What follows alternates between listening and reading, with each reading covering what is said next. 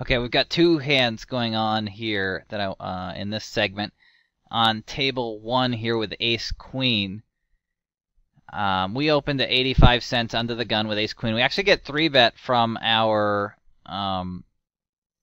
target at the table. Guy playing 63.29. He 3-bets to a little over $2, I think. And I actually do agree with just calling here. I don't think this is a spot we should be 4-betting and getting it in. I think we can do a little bit better than that equity-wise here. It's not like the most common spot for this type of fish to 3-bet light, so I'm going to go ahead and use our position here and just call with ace-queen. Obviously, if we flop a top pair type hand, we'll be committed. And if we don't, there are some boards that I'd probably float. Boards where we flop a gutter or some sort of draw, or even just some really dry, like low paired boards. Other than that, those types of boards, I probably would fold to a c-bet on the other types of boards.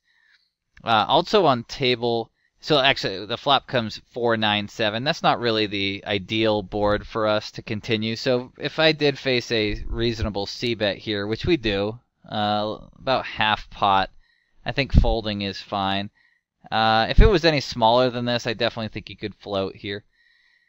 We 3-bet kings versus a 25-25 player over just a couple hands. I do have a problem with our 3-bet size. It's just too small. The under the gun player opened to 75 cents, and we 3-bet to $1.75. There's just really no reason to 3-bet this small with our hand in this spot.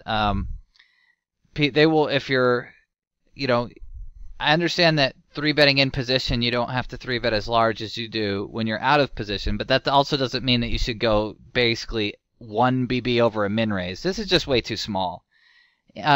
Standard should be somewhere around 3x. Anywhere from 225 to 250, I think, is really standard when you're in position. Out of position, you can go all the way up to 4x and generally get the same types of calls from not just fish, from tags and regs as well. So you're just leaving money on the table by 3-betting this small. You actually do get a call from a big fish, 15-5-19. That's huge. That's awesome. And, of course, that's going to induce the overcall from the tag. So we flop an overpair and the king-high flush draw. So basically we flop the nuts. And we should play it that way.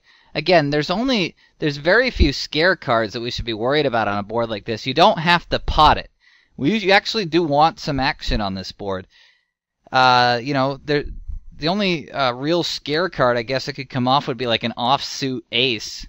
So there's only a couple of those. So we don't have to really worry about too many bad cards coming off on a board like this. So you end up betting 380 into 589. I think that's totally fine here. I think that's probably a good bet size here. Let's see what happens. Actually just takes it down and they both fold. The only thing I want to say there is that we should up that bet size pre-flop.